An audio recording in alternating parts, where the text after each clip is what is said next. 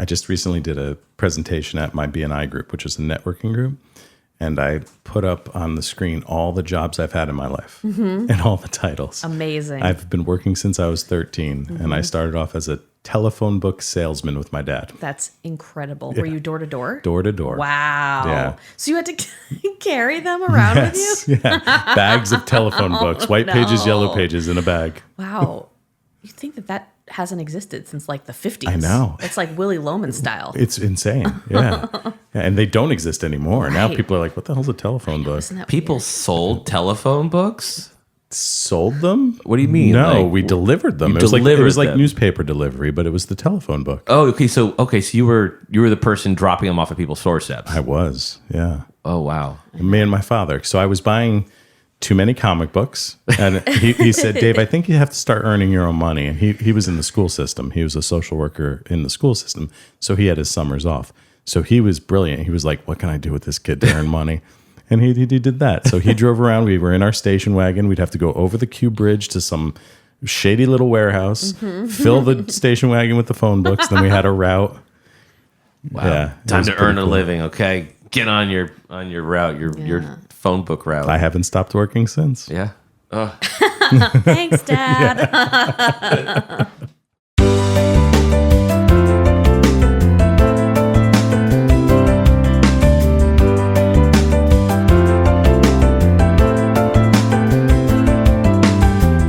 Hello, everyone, and welcome to our favorite part of the week. It's time to listen to Sounds of Health, where we share the stories, people, and resources that help others to improve their physical, emotional, and financial well-being. I'm your host, Dave MacNiven, and I'm excited to welcome our guest today, Lyssa Mandel. I'm going to take a deep breath for this introduction because there's a lot to go through, but Lyssa is a somatic therapist. She's a tarot card reader. She is also a actor, writer, storyteller, comedian, podcaster, empathy champion, I absolutely love that, and neurotic hippie. So Lyssa creates safe spaces for people to acknowledge, explore, and express their feelings and authentic selves. Lyssa, welcome to the show. Thank you so much. You did a beautiful job with that. Thank you. Jason threw this at me where I have to control the board for the introduction, so it probably wasn't as smooth as it could be. It's going to be until we redesign the entire studio. Okay, great. So I had a little more to do today. And as you could tell before we got started, we had some technical challenges as well, but we roll with things. Oh, I think your composure is amazing. Thank you. You I seem appreciate very it. grounded. Inside, I'm a mess, but outside, I'm okay. So on the show, we kind of go through a little bit about your background and what led you to where you are today. We'll talk about the things that you have to offer, the things that you're doing that kind of lead to people living healthier lives, and then maybe some of the practices that you incorporate into your own life as well. But what I'd like to do to get started is a little bit of an icebreaker, and that is a question of what makes you happiest these days?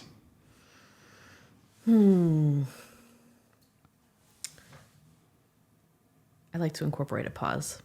Just And feel the into dramatic it. pause is really good.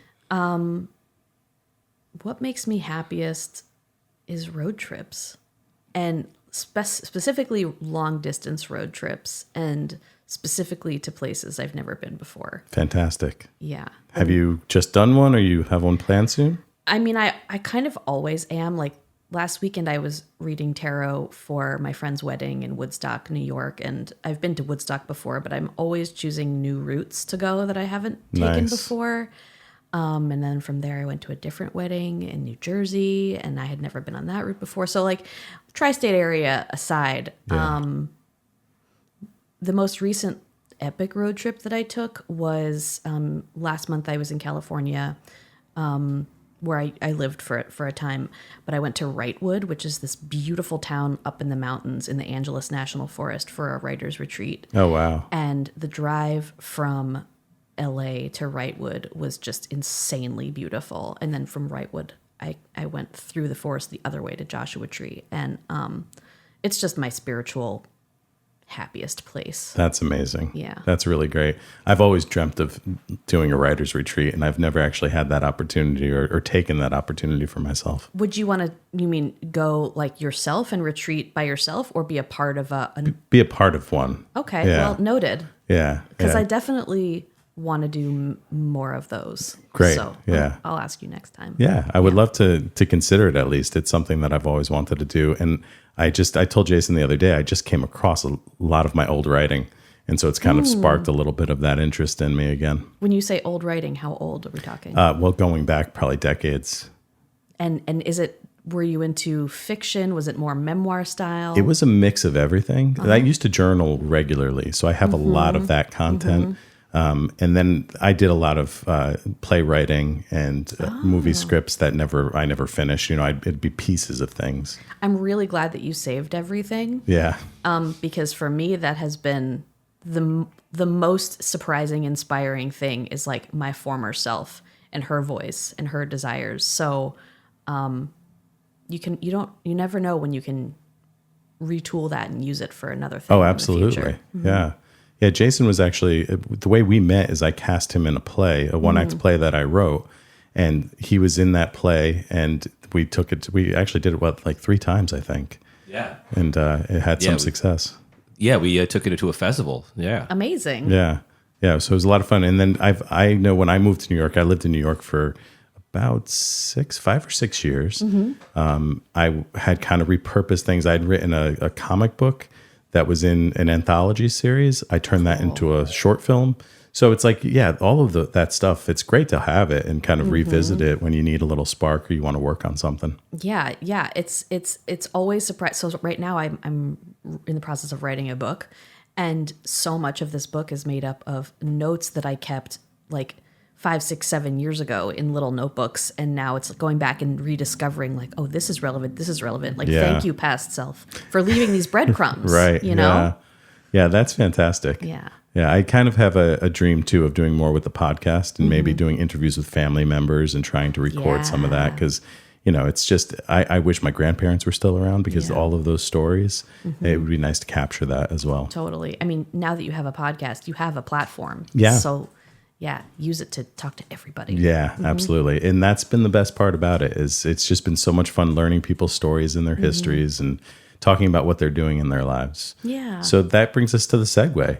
How did you get to where you are today? What's your background? How did you go on that path?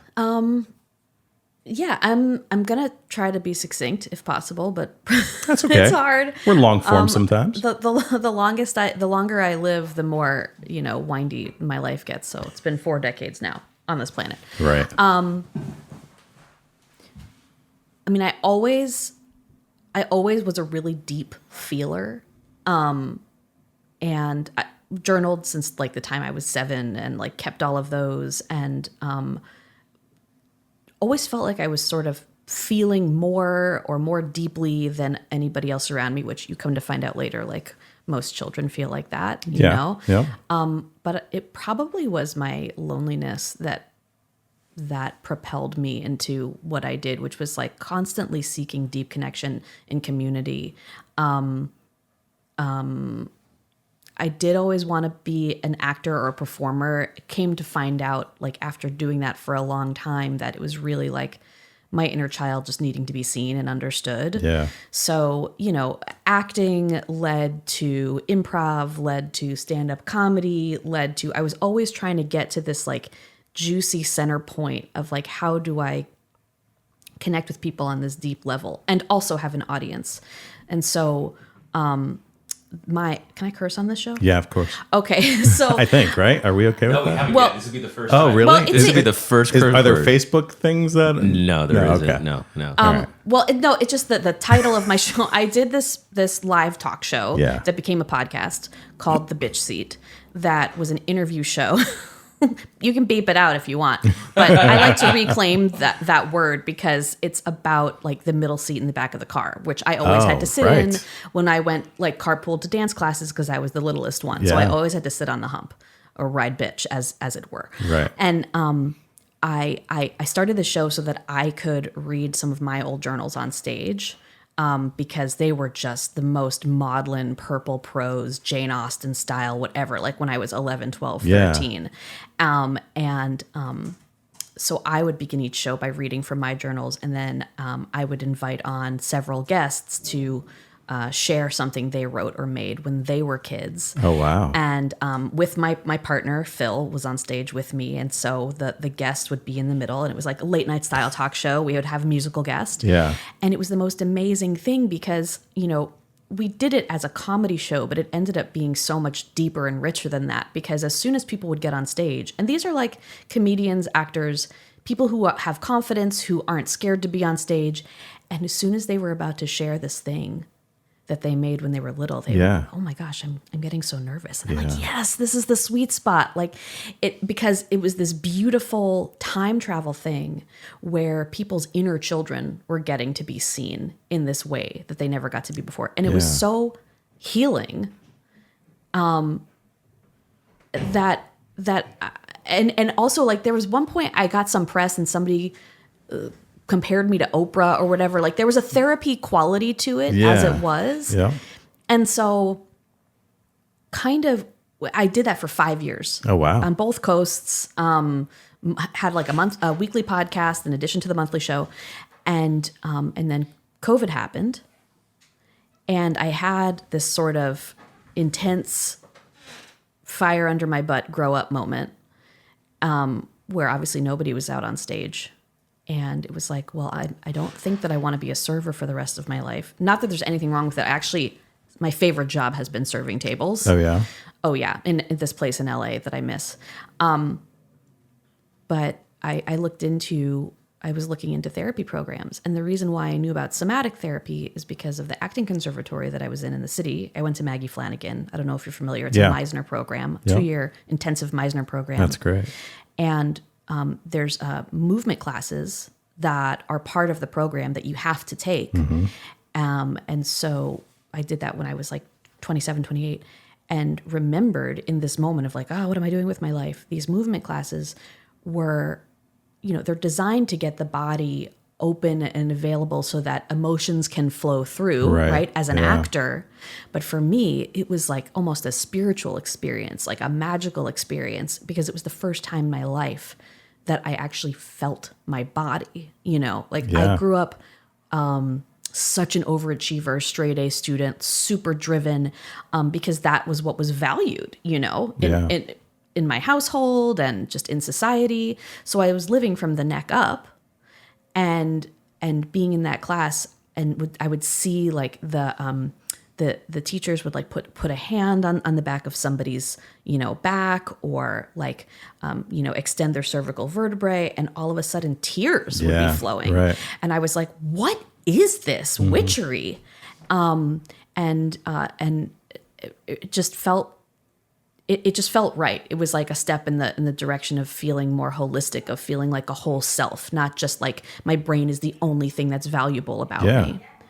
And so, I started looking up somatic therapy programs specifically because I've been in regular talk therapy my whole life, like since I was 4, on and off since I was 4. Yeah. And didn't feel like it really helped any of the neurotic bits. I understood more cognitively, but I didn't understand. I didn't feel healed ever. Yeah, right. I felt more healed by what I did in that show, by embodying my inner child, than I ever did by being in talk therapy. So I knew it was going to be kind of an alternative route. Yeah. I decided I didn't want to get an official master's. I didn't want to go back into academia because I didn't think that was about the core of the thing. It's not about writing papers. It's about being, in the moment. So I found this program. Is this too long of a story? No, it's not. The problem with the story is I have so many things I want to ask you about. You can pause me at any time. But I mean, I don't even know which direction to go in. So you continue for now. I'm making notes. Okay. Hey, Dave, you've done movement exercises with your theater training. I was there. Yes. We did a circle in the square together. Circle in the square, yeah. Circle in the square. Yeah. I had a professor there who changed my life when it was the same type of thing. Yeah. Like I was always a very heady kid. Mm-hmm, mm-hmm. I was always in my head. Mm-hmm. And when I started to go through that training, it opened up a whole new world to me. And it changed my voice. It changed everything about me. And it was an incredible experience. He actually, he gave me a nickname. You know how you get those review sheets at the end? So he said, new nickname for the artist, Dave, permission given, MacNiven. Dave, do you know I have a tattoo, the first tattoo I ever got on the inside of my left biceps that says permission? Get out of here. Because No of that work. way. Because of that class. No way. I swear to you. That's unbelievable. So my question is, was Lloyd Williamson the mentor of your Circle in the Square Lloyd teacher? Williamson, maybe. It was Ken Schatz, right? Was his name? I think Ken might have studied with I Lloyd, think he and might Lloyd was have. my mentor. And it was always like every class began with 10 minutes in which to do nothing, where you're lying on your back on the floor, and you're not responsible for anything at all except awareness of what's going on and permission to let it be there.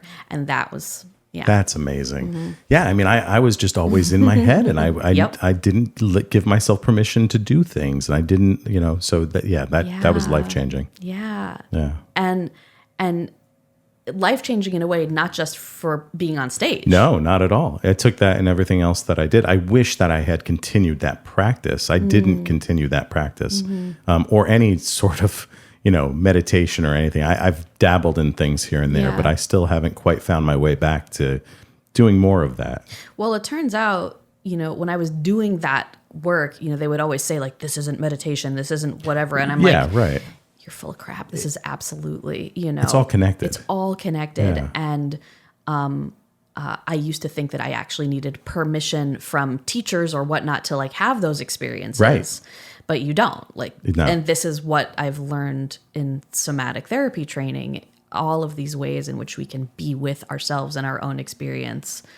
I mean, it's always better to have a witness, Yeah.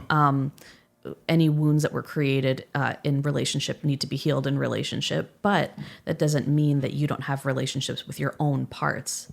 And there are practices you can do to be with them. Interesting. So a wound that was created through a relationship you had with someone. Is that what you're saying? Needs to be... I'm sorry. I'm skipping a bunch of steps. Yeah. We all have trauma. Yes. We all do. And people, I feel like it's a word that's becoming like a buzzword. But trauma doesn't need to be like one horrible, terrible thing that happened to you when you're 6. It might have been a bunch of tiny little paper cuts of small moments when you had a feeling, like a big feeling, whether it was like anger or sadness, and express that feeling. And rather than being met with, whoever your original caregivers were, being met with acceptance, you were met with neglect. They turned away. You were punished. And I want to be really, really clear.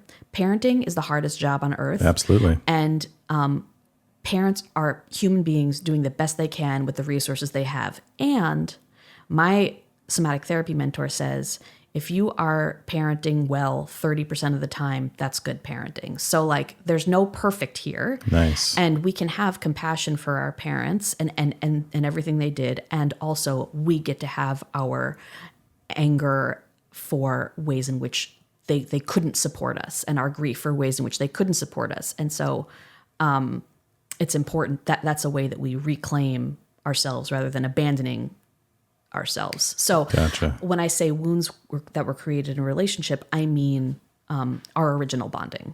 Okay. Whoever our original caregivers were between the ages of like 0 and 5, 0 and 7. We all carry wounds of not being understood in certain moments. And those become the hardware that lead us to all of our adult behaviors. Right. I'm going to pause. Why is that? You looked at Jason like he wasn't understanding. No. I'm just realizing that like I if I don't pause, I'm going to keep talking. Gotcha. Okay. All right. So let's rein it a little bit back in. So going from, so you had mentioned that you got into acting. Yeah. Right. So you had a different path though. So what happened there? How did that transition happen for you? I mean, I still love it. And I still have a manager, actually. I live in New York and I still have, TV auditions from time to time. Yeah. But I felt myself shift from like acting being like the entree and, spiritual seeking being sort of the side dishes. I felt that shift naturally happen where the seeking part became more of the entree. And I think it would have happened regardless of COVID. Yeah. Like I think we all went through major shifts that we were going to go through anyway. Yeah. COVID just sped it up.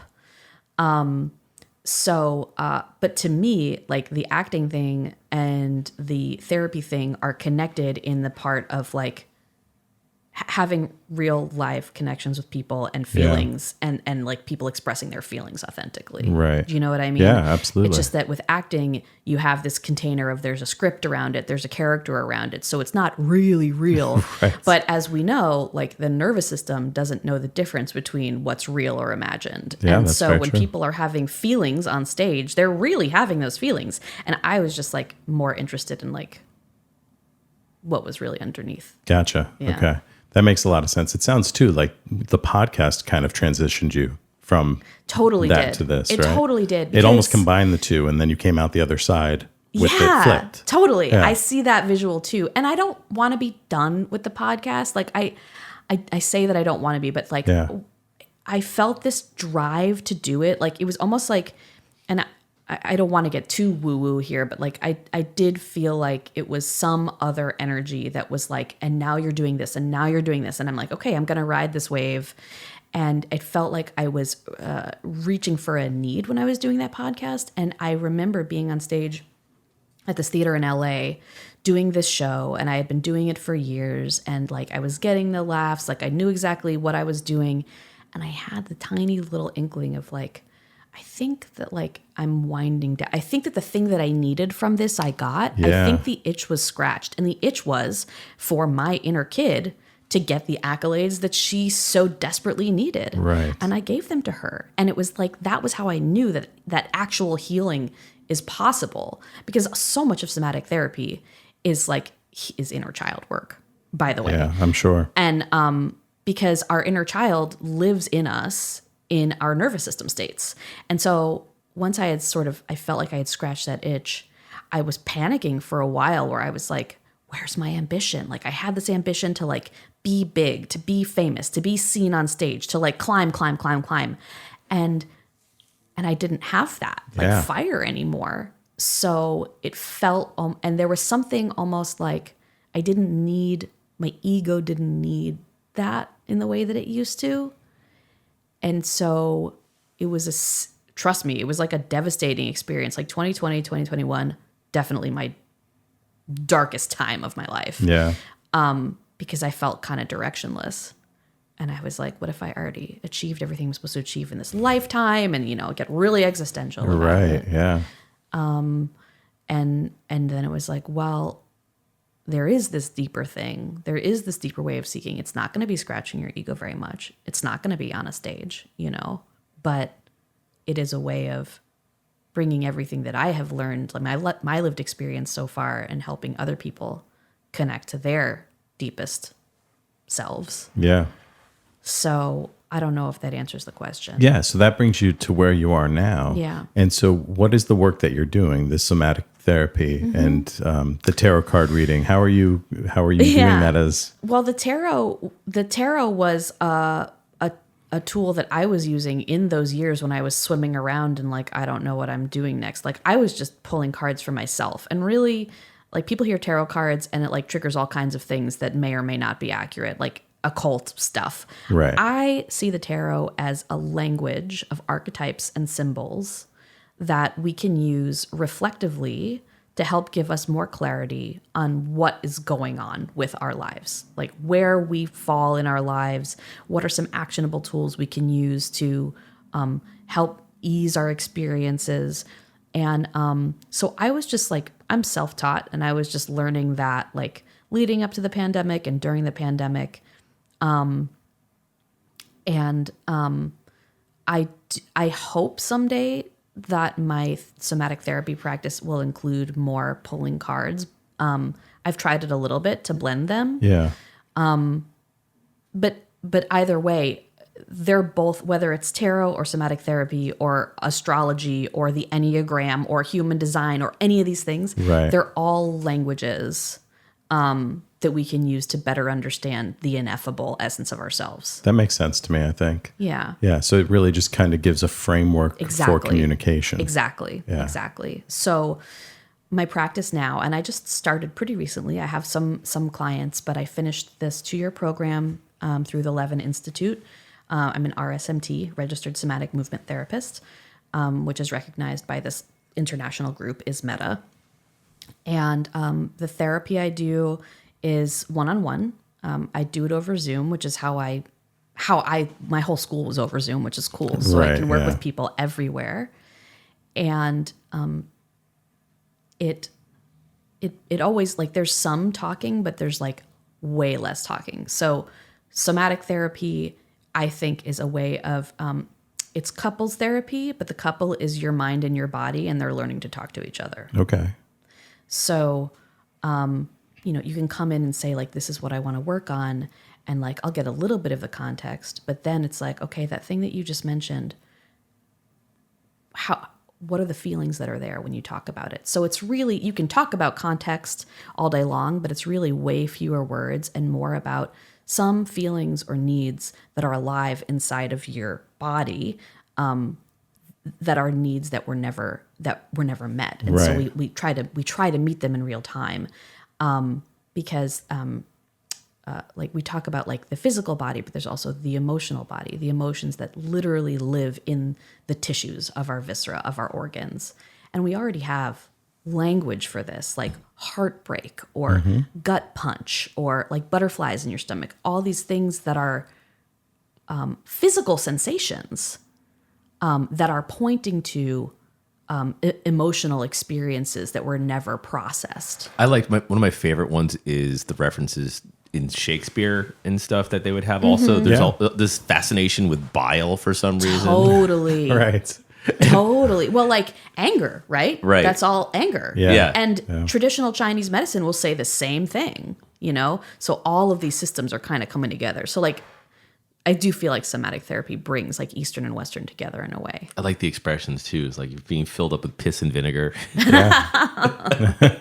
But you know what that feels like. Exactly what it is. You know exactly what it is. Yeah. Yeah. It's a perfect description of something that you couldn't put words to. Right. When your heart's in knots, or something like that. Exactly. You know exactly what that feeling is, emotionally and physically. Right. Exactly. So with that therapy, are you able to incorporate movement even though you're over Zoom? Yeah, but it's not, somatic therapy isn't necessarily about physical movement. Okay. It's about, like, the soma is the body, but we're talking about the innards of the body. Okay. So sometimes, like, I do some expressive arts therapy too, which will involve having people make like a really basic drawing of what's going on inside of their body, or like drawing some life issue that they can't get their mind around. Because that is connecting your right brain, so that, our left brain is like the heady thing that's talking too much. Right. And so sometimes we'll have people draw something and then say like, okay, now become one of the elements of that drawing. Choose one of the elements. If that element were a gesture, what would it be? And then doing that, which sounds very weird, but like then amazing things start to open up because you're letting your body speak in its own language, as opposed to your mind trying to like force labels onto things. Yeah. But for the most part, the movement is the really subtle movement that happens inside of us as we bring awareness to certain sensations in the body. And if we bring a non-judgmental, curious, compassionate awareness to the sensations in real time, they start to shift. So like somebody could come in and say like, it feels like I have this rock in my chest, or they don't even know that. People will come in and be like, I don't feel anything in my body. And then it's like, okay, well then that's where we start. Then there's a good reason why your body has learned to silence itself, because it was protection that you learned a long time ago. So we're really just learning how your particular body processes feelings or holds against feelings. And in the learning about it, like learning in a visceral way and slowing our minds down to the speed of our bodies, healing naturally happens, because the body is like, finally, you're listening to me. Right. Yeah. Okay.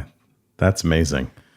I think it's magical. Yeah. Yeah, I'm sure it's can be life-changing, I'm sure. I mean, I'm just thinking back into my own life and like where we keep stress Yeah. in our bodies, for Yeah. example. Some people keep it in their shoulders. I keep it in my knees, I think. Because when I work too hard or I'm stressed out, I usually feel it. And then, I mean, it's just you can just go through your entire body from head to toe and see, okay, the not the pressure points, but the stressor points. Absolutely. And so I would say like that's where we begin, right? And I would say,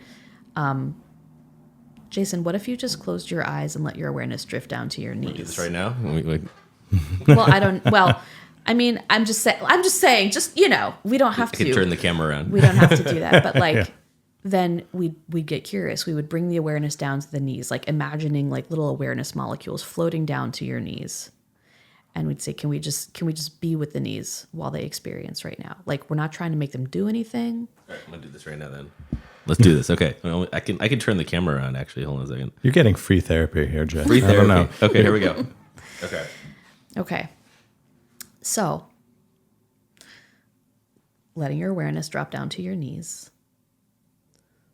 And just noticing what's here right now. Any sensations. And we're trying to feel the knees with a primacy of awareness. So as if experiencing the knees for the first time, or any sensations therein for the first time.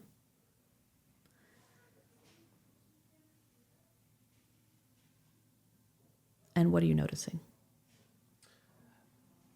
They feel kind of like empty right now, like because I don't know. I don't feel that I'm using them. Well, yeah. I mean, Like I usually do. Like right now, I'm pretty relaxed and pretty happy. But they kind of feel like they're not doing their job they're supposed to be doing. Oh, so that voice that came in that said they're not doing their job. That sounds like a little bit of pressure. Yeah. We would, in my therapy, we would call that a victimizer voice, which is just an energy that says something about you is bad or wrong, and that is something that might have come at you a really long time ago. This is what happens. This energy comes at us a really long time ago, and then we end up doing it to ourselves and to others sometimes. So I would say to that voice, thanks, you can go over and sit in the corner. We're just hanging out with the knees. All right, voice, you can leave my knees, go hang out in the corner. Awesome. Cool. Yeah, it's hard. First of all, I will say, normally I wouldn't go with the knees because we're looking for something inside the organs, like in the torso. In the organs, okay. However, I have worked with people on their shoulders and things. This is a whole long process, as you can see. But like we could look into, empty, interesting. So like, what does empty feel like? Does empty feel like a relief? Does it feel like does it feel like a failure? Does it feel like good or whatever? So we just get really, really granular on the cellular level, and it takes a lot of time, right? Because normally we're like, come on, what's next? What? And that's the mind. Yeah. Yeah. Of course, yeah. Always pushing us. Yeah. Yep. That's great. So how are you incorporating all of the things you're doing into what your life is now? Well, listen, let me just say, for people who care about astrology, I'm like 1,000,000% Sagittarius, which means I need novelty all the time. So, every day is different. Yeah. Right. I'm laughing because I'm a Sagittarius as well. Heck yeah. Yeah. Heck yeah. When is your birthday? December 11th. December 11th. I'm November 22nd. So, there are some days when I have therapy clients. There are some days when I have tarot clients. I work part-time for a little comedy theater in Astoria, New York, where I live, doing PR and marketing. I also edit articles for some random e-commerce site and edit whatever else comes up. I lead spontaneous writing workshops on Zoom. I'm piecemealing it. Yeah. And I think I always had the idea that like when I got to be a quote-unquote grown-up, I would find one thing. I'm never going to just find one thing. Definitely not. That's not for me. Yeah, for sure. Yeah. I have that same experience. I mean, I have never found that one thing. Really? I've always done multiple things all my life. Yeah, and that way of living has sort of been maligned by like the structures that have been in place, that have been running things for a while, where it's like you find the one thing and you climb the ladder and you get really good at it, and that's the only acceptable way to be. But I think if you check out like what's going on like with the younger generations, there is a much more of an acceptance for following all of your fancies. Yeah, for sure. I can remember my dad saying something. This is one of these things, right, that sticks in your brain. And I don't know why it stuck in my brain, but there was a Kentucky Fried Chicken commercial where the guy, Colonel Sanders or whoever, no, maybe it wasn't Kentucky Fried Chicken. It was something. It was Purdue, maybe, one of those things. The guy said, do one thing and do it better than anyone. And my dad would always react to that like, no, that's not the way to live your life. Oh, bless your dad. Yeah. That's Purdue chicken, I think. It was Purdue. Okay, yeah, not Kentucky Fried. Don't come for us, Purdue. But that's something that I always carried with me too. Yeah, please. And it's like, that's the way that I live my life too. Now, when I got into the financial services with Medicare and things, that was an area that you're dealing with helping people with very important things in their lives. Right. So I have to focus and I have to be an expert in those things. Right. And I found myself really enjoying that. And it really filled me up in a way that nothing else had. So, but that doesn't mean that that's all I do. I have other things I do, like this podcast. Right. Or writing and things like that. Right. Right. I mean, there can always be like a main, a main source of whatever it is, fulfillment, income. But I think we do ourselves a disservice if we limit ourselves to just one thing. Also, like when we were in school growing up, or even in college, like we were never just doing one thing. Right, exactly. We were in many classes at once. And so I always thought it was such a scam that I was like, wait, when I finish college, I have to just go to one job every day? You're going to specialize now? What the heck? Yeah, I agree. Yeah, that's great. So, okay, so you're doing a lot of things. Now, we had talked, I think before we got on officially, about your website and what it portrays now. It's not quite updated, but I have to tell you, so I was on there this morning and reading and looking at some of the content that's on there. And it is a website that does convey energy and personality. Oh, thank you. And not all of them do. So I was really impressed by that. And when you told me that it's not updated to what you're currently really focusing on, I found that interesting. But is that a part, is that a part of what you're looking to do, is kind of promote these other sides of you now a little bit more? Or? Yes. So the website, was created when I was like going on all cylinders for acting and comedy. Right. And so it's got my reel and my headshots, and, there's a whole page about the bitch seed, which I still, believe in. Yeah. But there, now there's a tarot page, but there isn't like a somatic therapy section. And I have to tell you that like admin, not my strong suit. Yeah. It freaks me out to have to make choices that are like, and this is going to express exactly who you are and what you do in the form of this website. And I'm like, oh no. Right. So it doesn't reflect the somatic therapy bit yet, because because perfection is the enemy of good for me. I have to be honest with you, Dave. There are so many ways to describe what somatic therapy is, what it has meant for me, and I'm still kind of piecing together what I want to express. And this positive reflection for me was actually really helpful for me, because I sort of fear that potential clients will come to my website and see all these things and be like, oh, she's like a diner menu, so like she does a lot of things not very well. And I had a branding coach who was like, I just don't think that's the case. Like, I do think all these things are connected. So, it's myself that needs convincing. I think. Yeah, sure. I think it's unique of what I saw on your website. I think it's a very unique thing that it does make sense. I can understand wanting to maybe separate this business out from that business so that you can maybe market it more effectively, or you want to be taken seriously with the therapy. But everybody does that, right? Yeah. You're doing something different. So it don't lose what makes you unique as you're trying to pursue something new. Thank you. Yeah. I was impressed by it. And it sounds amazing. I mean, so if you had to say, like, who are you looking for? Who should contact you? What, anything like that we can send people? Sure. People who are, I am a skeptic turned believer in terms of like, it used to be like, if I can't see it and touch it, it's not real. Like I was basically an atheist growing up. So I like to work with people who maybe were skeptics, but find themselves opening to these other ideas now and don't know what to do with it. I also definitely like to work with people who feel like they're really heady and they intellectualize everything, and they want to be more in contact with their bodies. People who are in a process of quote unquote awakening or whatever you want to call it. It's like, I feel like I can be a doula for that. Or like, you have always had lots of feelings and you don't know how to express them. Anxiety, depression. Yeah, right. You're dealing with something you need assistance with. Yeah. Yeah. And how would they reach out to you? What's the service look like? Well, there is a form on my website that you can contact me through. I also am fully on Instagram all the time at A Flock of Sandwiches, and I do respond to all of my DMs, regardless of whether or not you think it's professional. It's the future. I don't care.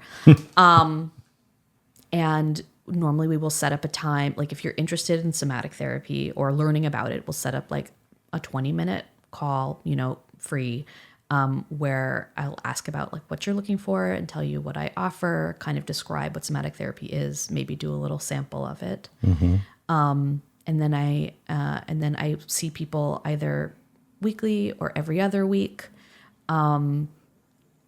And I use a sliding scale because I don't want it to be prohibitive for anybody. As an RSMT, I'm not licensed, even though I'm registered, so I can't take health insurance. Right. So that's why I want to keep it sliding scale so that people can afford to pay out of pocket. Okay. That makes a lot of sense. Yeah. Now, you had kind of, through your story that we went into, I think a lot of what you were describing is the fact that you have an empathic nature. Yes. And you use that empathy champion in a description of yourself. Yeah. Talk to me about what that means for you. It's funny because I forgot that was in there. Yeah. My last real job was for a startup called Zany. That was a tool for Slack designed to help people build trust through remote working, which this company arrived on the scene before COVID. And then, of course, that whole thing exploded. Yeah, sure. But that was where Empathy Champion came from, because what we were trying to do was help bridge gaps, regardless of where in the world people were, what culture they were coming from, that there were these universal truths about us that were human first and everything else after. And I feel like, again, this all goes back to, I'm imagining being in the auditorium in high school and feeling such big feelings, such big desire to connect. And that is at the root of everything. Like, if you strip everything else away, I think the deepest thing is like our human hearts, and that we want to connect, and that is biologically wired into us. Yeah. And everything that I've done since then, up to and including therapy school, has been, I have compassion for everybody, regardless of what they've done in their lives, because there was a reason why, like there is a deeper, older reason why they did that. Even I was watching Succession. Great show. Great show. People would not consider those people to be quote unquote good people. Of course, yeah. But I felt so much heart for them, especially, and like spoilers here, there's a scene at the end of season 1 where Kendall, the eldest son, is offered a hug from his father. Clearly a thing that has like not happened ever. Yeah.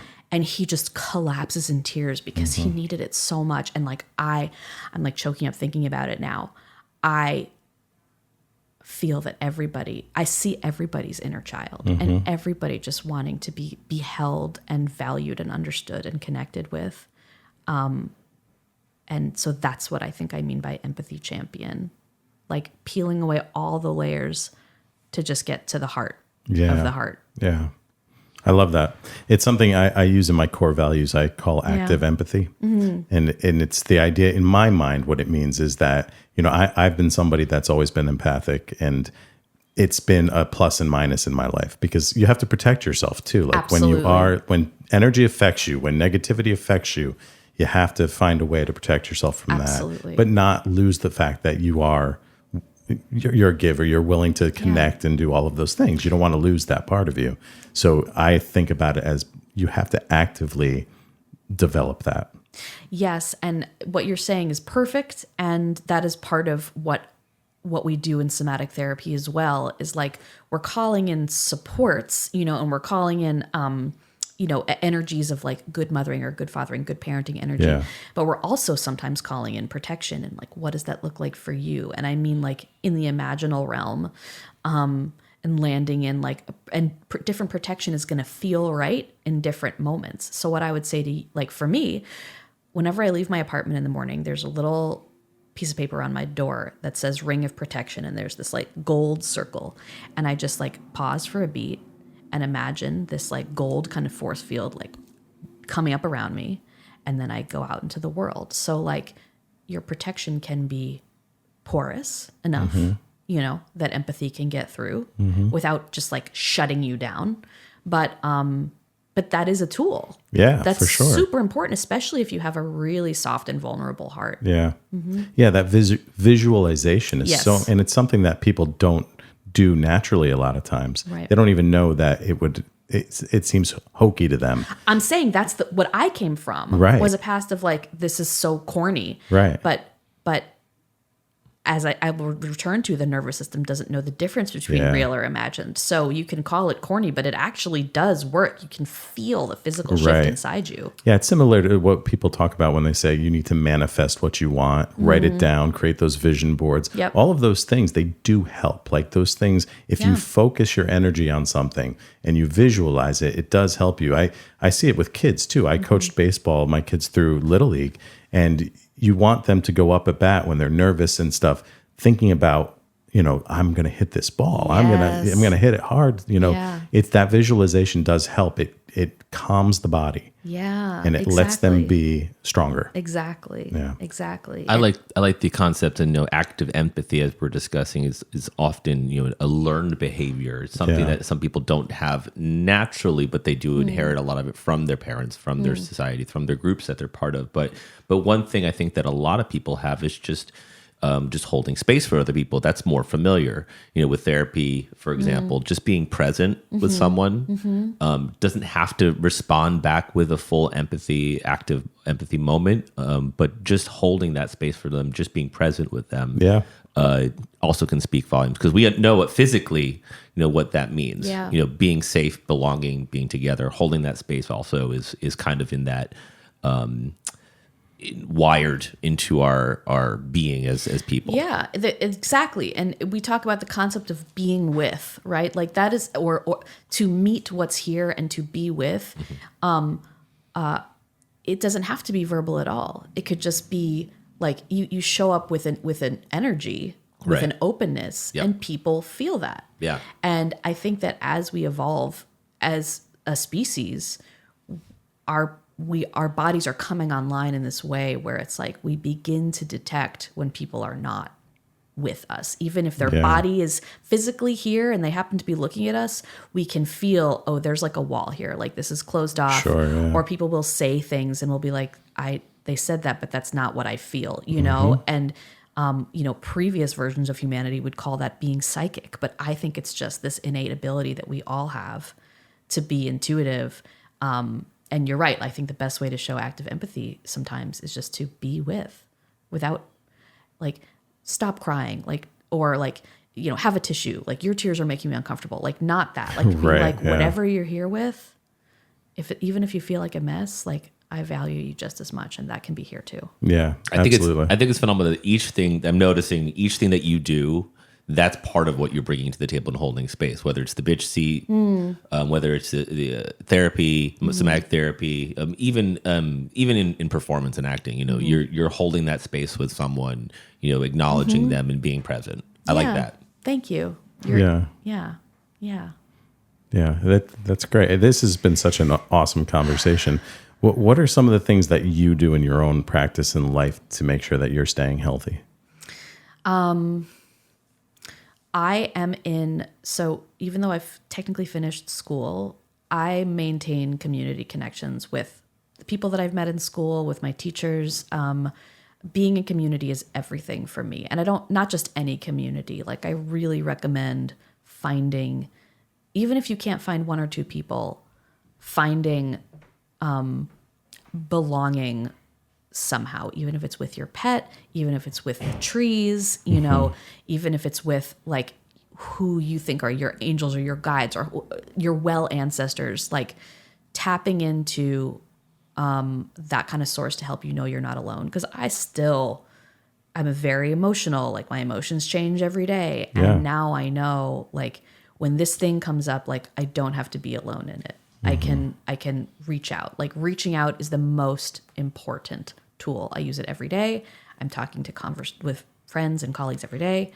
I go for a lot of walks. Yeah. Walks are super important to me. I dance a lot alone in my house. That's my favorite way to exercise. I went climbing for the first time last week, like on a climbing wall. Yeah. That's fun. That's a lot of fun. It was great.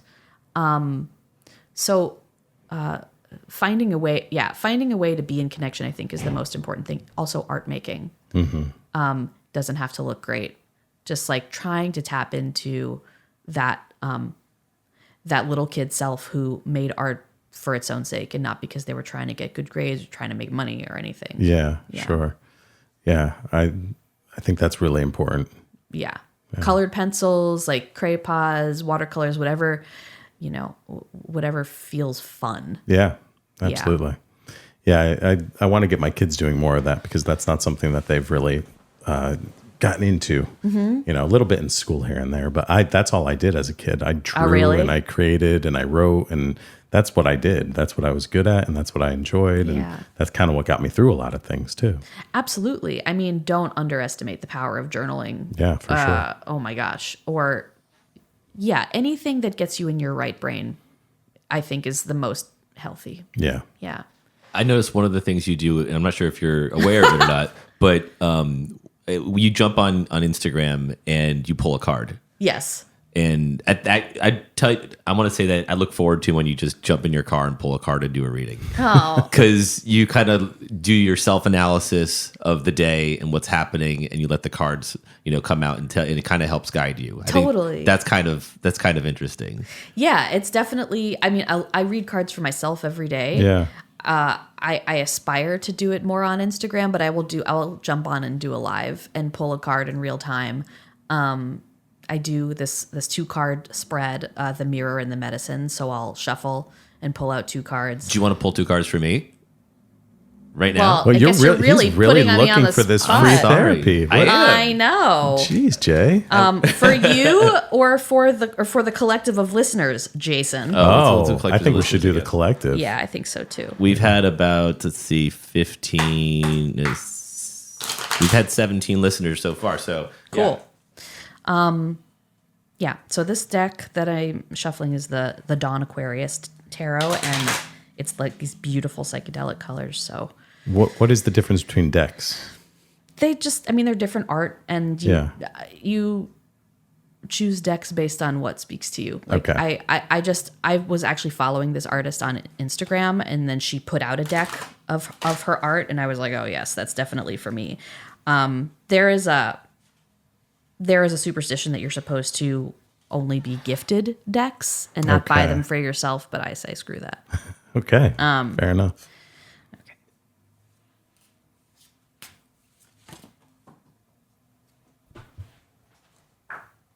Well. Oh, we lost a couple to the floor. I guess those are the ones you're choosing? Yep. All right. That's what happens. Okay. So we have... which camera should I show these to? This is the live one. The 2 of Wands in the mirror position, and the Knight of Pentacles in the medicine position, and then a super secret third one, which is the Two of Swords. Okay, so we have 2 twos. So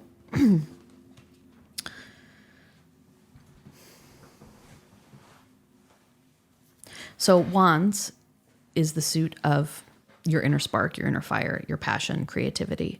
And the 2 is at the very beginning of the journey, right? Because the numerical cards go up to 10, and in general, they follow like a narrative arc of a journey with whatever the suit is.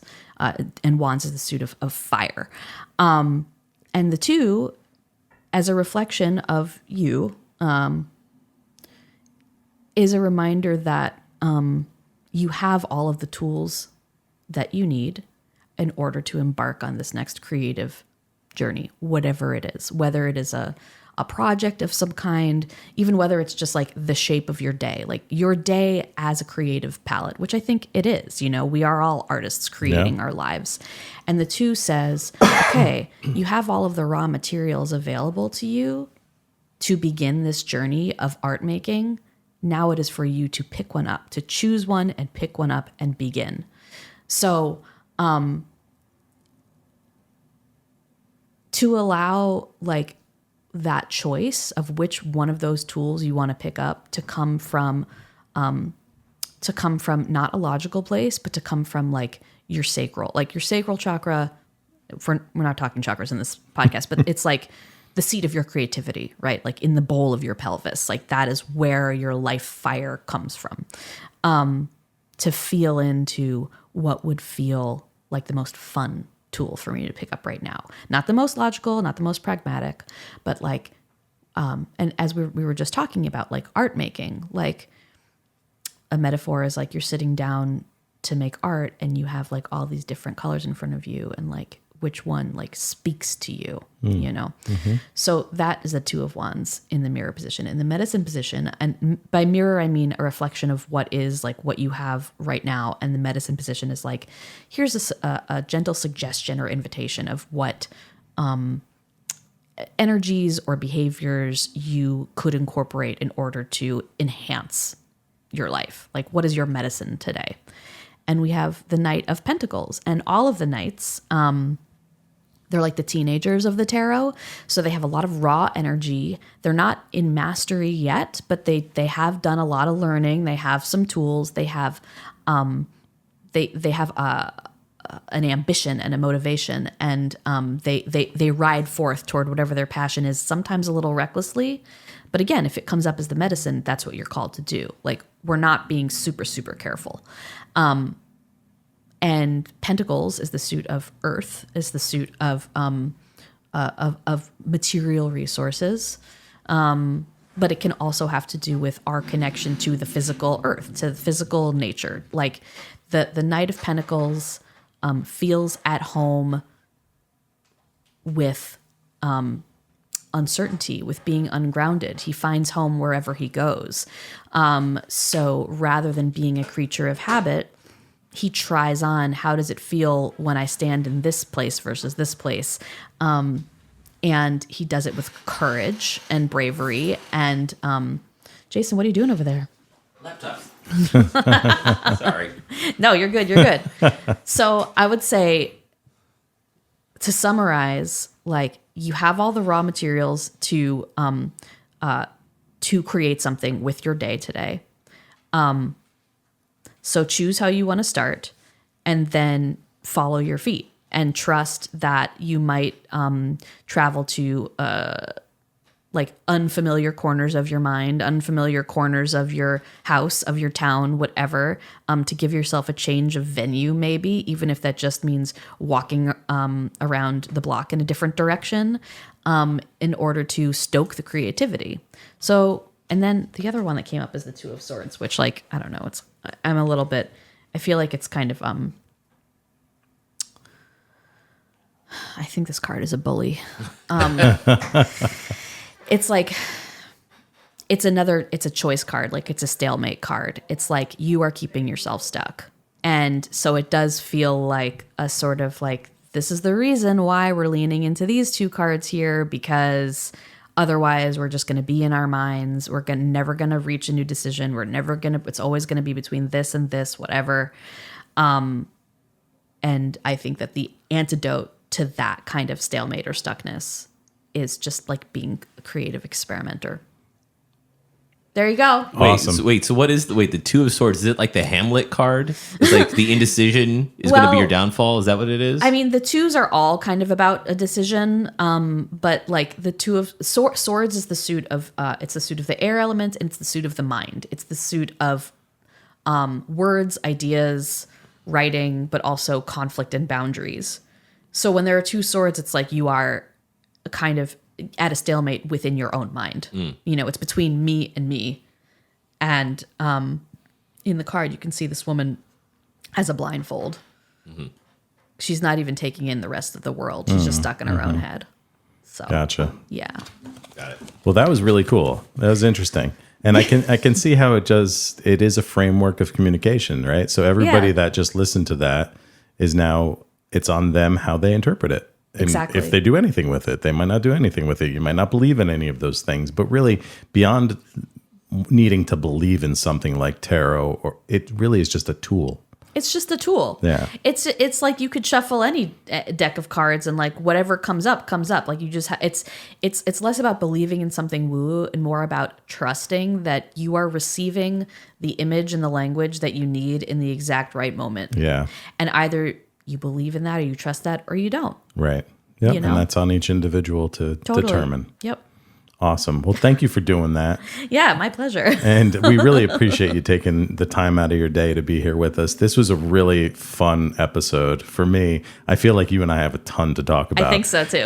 But we can't keep our listeners too much longer. So I do want to thank you for being here. I think we'll probably have you back if you're open to that Always too. open to at it. some point. The last thing I did want to ask you about is you're a comedian, right? So you did stand up? Was that specific to what you were doing with the bitch seat, or was that different? Like, how did... I mean, I started doing stand-up before I did the You bitch did, seat, okay. and it was really more like it was the next right thing after doing improv, which is like sharing the stage with 7 other people, and then I was like, I have things to say. I don't want to share the stage with anybody. Right, yeah. And it was a great way to process some of my own trauma. Like, of course, I talked about my anxiety. I was Right. mostly like a self-referential comedian. And then I realized that like a lot of comedians do that and they process only to a certain point. Yeah. And then they're like, you're actually not healing yourself. You're just repeating the same problems over and over again. But that said, I think that stand-ups are like, good stand-ups are like the truth tellers of our society. I agree. Yeah. And also it's important. Somebody was just asking for advice the other day, and they were just having a really bad time, a lot of challenges on both ends, children, parents, all those things. And, what can they do? And I said, let me give you a couple of comedians. Yeah. Honestly, just sitting there and laughing is probably one of the best things you can do for yourself. So good. Yeah. It's so normalizing and validating. Like when I first discovered Mark Maron, Yeah. I was like, this is my people. Oh my gosh. Like it just made me feel less alone. Yeah, absolutely. So that's always something that I recommend to people too. Go out and Totally. laugh. Just have some Totally. fun. Well, thank you, Lyssa, for being here today thank you and so much. sharing all of your gifts with our audience. We'll definitely point them in the right direction so that they can get in touch if they need to with you. And good luck with everything that you're doing. I'm really excited to see where you go. Thank you so much. This has been so fun. Thanks for the free therapy. Thank you. All right. Thank you, everyone who joined us on Facebook Live. And be sure to download and listen to the podcast. This podcast will be released on Monday. So if you were here for Lyssa, go back and listen to some of our other episodes too. We've had some really amazing guests. And if you know anyone who should be a guest on the show, make sure that you reach out. You can message us in the comments or through our website or email. But thank you for being here and helping us to spread the sounds of health. Sounds of Health is brought to you by Nutmeg Insurance Advisors and recorded at the offices of Nutmeg Advisory Group. The podcast is produced by Jason Carubia and Dave MacNiven with music by Rob Hames. You can find us on Facebook, Instagram, YouTube, X, and wherever you listen to your podcasts. Your support means a lot to us, and we appreciate it when you like, subscribe, and leave a review. If you know someone who you think should be a guest on the show, please email us at SoundsofHealthPodcast@gmail.com. Each week, we help you move the needle toward better health by spotlighting the stories, people, and resources that inspire and motivate others. And we are just getting started. Help us share these sounds, and don't keep us a secret.